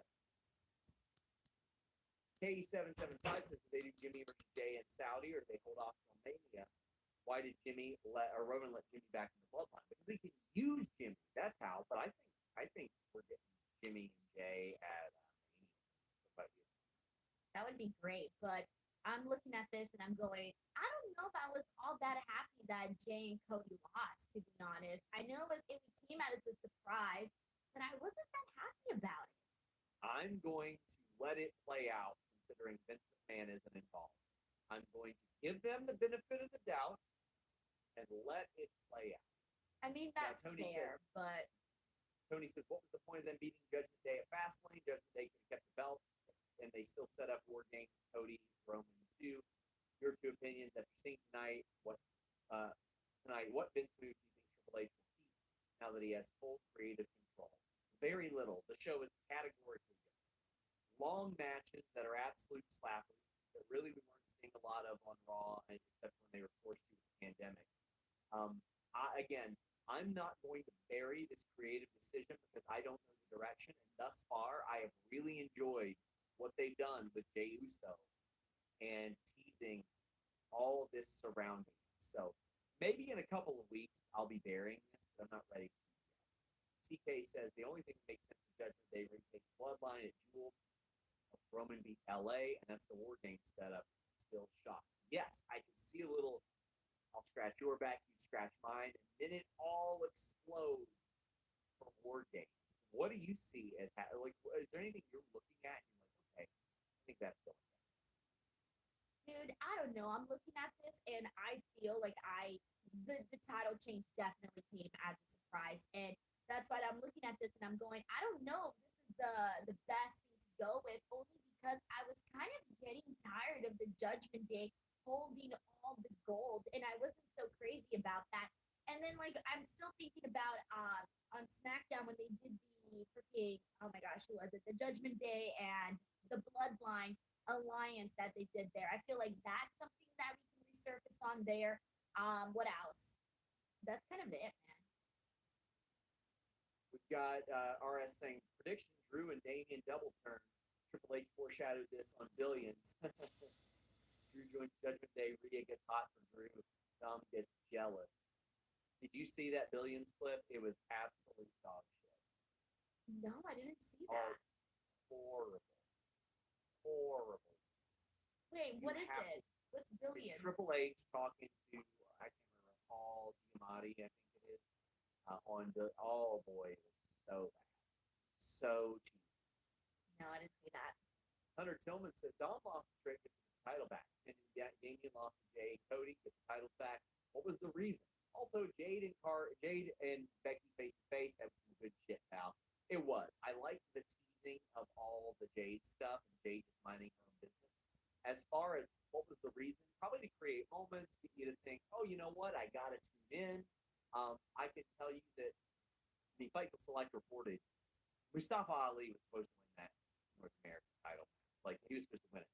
He had ear made for it, for the love of God. Like North American title ear made. So yeah, he was supposed to win that, and then NXT got the rug pulled out from under them, and they had to do a little bit of something. I don't think one has to do with the other necessarily. Hunter, thank you. You're always so generous to us. Evan says, if Randy's back for Survivor Series, where does he fit in? I personally think involved in War Games in some capacity because if Cody had to make a call, who would he make a call to? His old friend, Randy Orton. You think they would already put him into a match like that, though, like War Games? You can really protect yourself in War Games. There's a lot going True, on. you You don't can have hide all the don't bodies. bump that much. Lots of weapons. Corey says, I think Damian paid homage to Ministry Taker. I tell you what, he paid homage to putting Cody Rhodes' ass through a table with a razor's edge. That was filthy. That looked really good. That was the highlight of the night for sure for that main event. Excuse me. Him as Punishment Martinez is one of my favorite things about ROH. So I'm so happy to see him doing well and just in the mainstream scene. Jonathan says, not a fan of the short title reign for Cody and Jay, but if it leads to a potential War Games match with them, Sammy KO, and Randy against, I think that's it. I think you're right. I think it's those two, Sammy, KO, and Randy against Judgment Day and Bloodline. Like, probably Finn, Damian, Roman, Jimmy, Solo. I think that could be a good one. So many names, so many bodies. Ooh, that'd be good. Apex says Orton being Cody's last obstacle before Roman.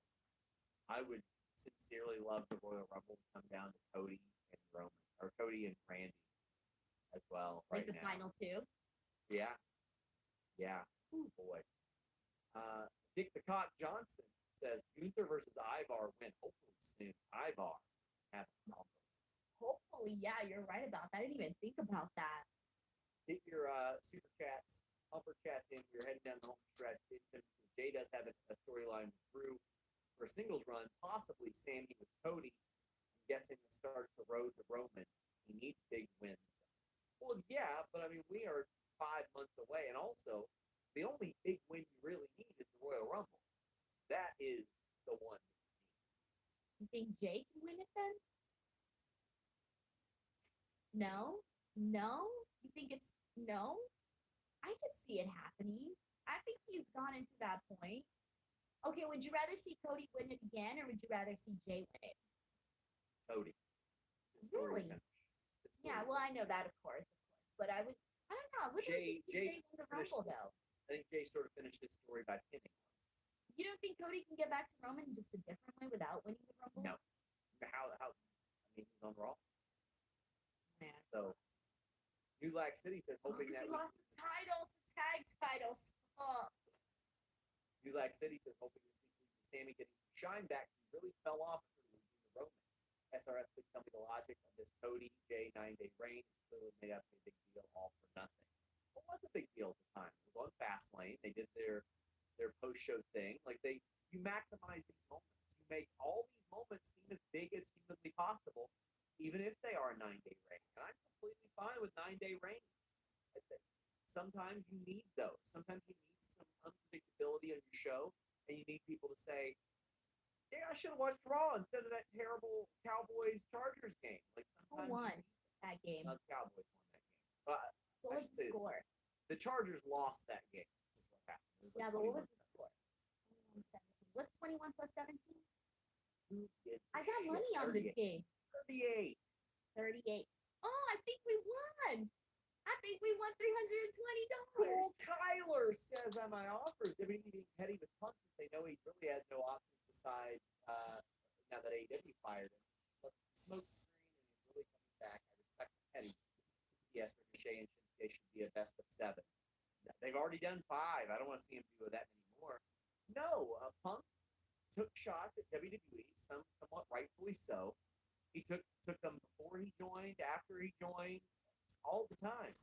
WWE did not want to do business with him when he was with Fox.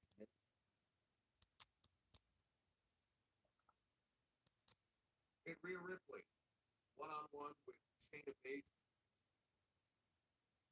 Non-title match. Then I just realized, go back to the Roman also. I said, I singing her praises, Xia Li. I'm like, this little thing is a badass. She's small and short, but wins and he chooses to cash in his title shot with Roman. He can't choose. It's for the other person who doesn't choose the Royal Rumble win. So if they could weasel him in there in some capacity, maybe. And Will wraps us up and says, "It's the second time Jimmy screwed Jay out of a title match. That can also be the story." Yeah, it can be. I mean, naturally, Jimmy versus Jay is the story. Denise, tell the people where they can find you. YouTube.com/Denise Salcedo. That's the place to be. And social medias @_Denise Salcedo. Guys, FightfulSelect.com, working on a lot of great stories for you this week. Again, you're going to get it there before you get it anywhere else. And even if you get it somewhere else, you can't ask questions about the stories there and actually get answers. I've got Q&As. I got all kinds of stuff over there. $5 a month, or you can subscribe for a full year for $54. Give it a go, my friends. We appreciate you guys. We're back here for the Post NXT show on Tuesday. We're out. All right.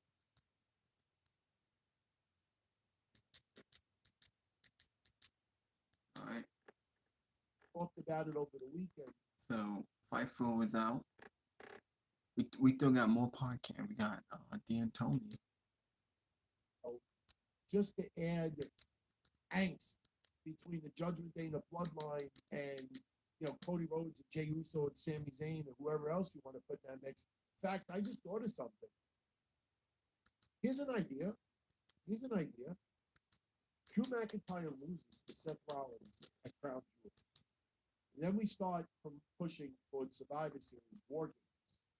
Then you have Finn Balor, Damian Priest, Jimmy Uso, Solo Sikoa. Then on the opposite side, I think you should add a fifth man, to be honest with you. I think you go Roman Reigns. And then on the opposite side, you have Sami Zayn, Kevin Owens, even though he's on SmackDown, which is fine. Remember, Judgment Day.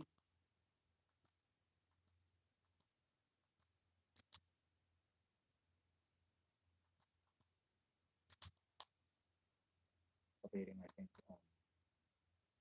At least the points out that Drew has had a lot of big successes over the last years, but also big failures. And enlisting Judgment Day isn't going to work out how he wants it. McIntyre says he's rattled. Seth is rattled. Reminds him of how he beat him the last time he had a title. Oh, that's true. When Seth took on Drew for the world title, Drew beat him. Drew makes a bunch of excuses, and Rollins tells him to get over the bloodline. So we'll see who she confronts on SmackDown, if anybody, or if they remain on the Raw brand now going forward. Maybe they just wanted her on SmackDown for the Charlotte confrontation, but now she can be back on Raw to begin her career. Then we get the Gunther and Bronson Reed Intercontinental Championship match. I'm so happy to see the Intercontinental Championship mean something. It almost makes me forget about how ugly the belt design is. Gunther has been such a magnificent champion that he's almost erased the hatred that I have for that physical belt, which is the ugliest goddamn thing I've ever seen. I hate it with all of my heart, but I don't care right now because Gunther is the one holding it. Gunther is on a record-breaking run right now, well over a year. He is the longest running Intercontinental Champion of all time, showing no signs of slowing down. We've got a big match here against Bronson Reed. Now, there was some Walter and Jonah PWG footage floating around today. Walter delivering a much larger Walter delivering a big chop to Jonah. He goes down. That looked like it was from 2018. So these guys.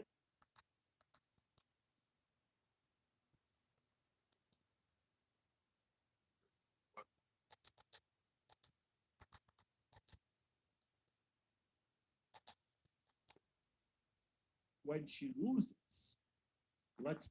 Oh yeah, I forgot to take it off that.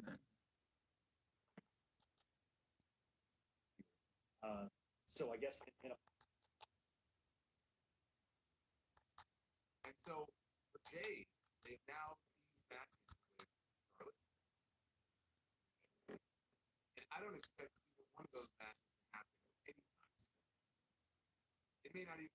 I don't even expect those matches to happen within the next 12 months. They've already teased those.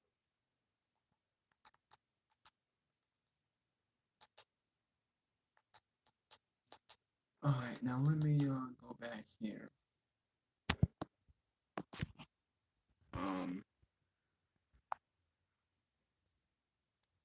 Now this is Monday Night Raw. This is what we saw on the show.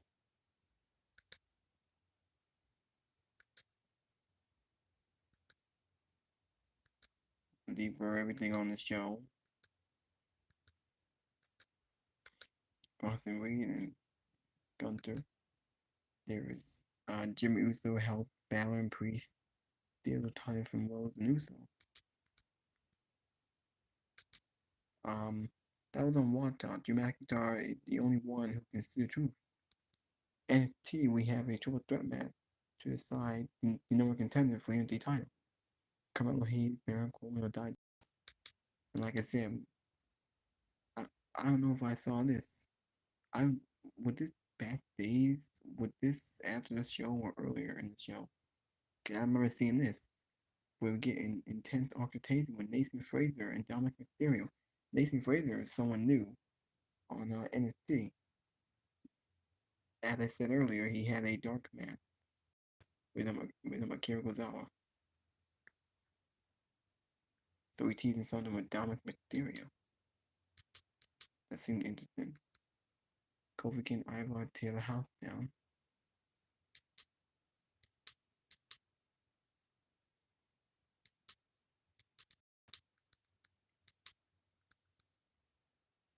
Alright, here are the podcasters.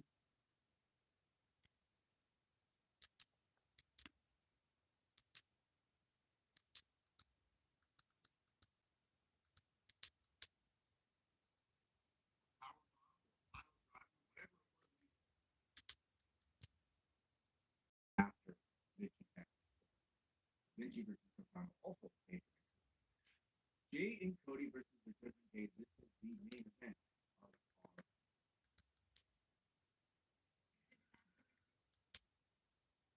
Match. Wow. I don't believe it. I think he's had a match way before then. I don't.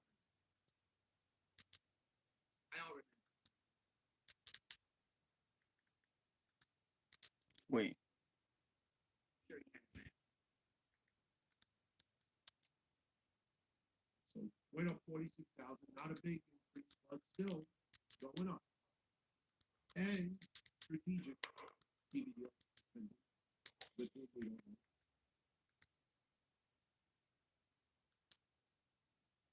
Take the belt off her. Putting it a 5-way is a good way to do it because then she doesn't have to pick. Or you can make her even look that much more dominant by having her beat all of these women. Because what's cool about this match is they kind of set it up to be the badass. This is a badass match.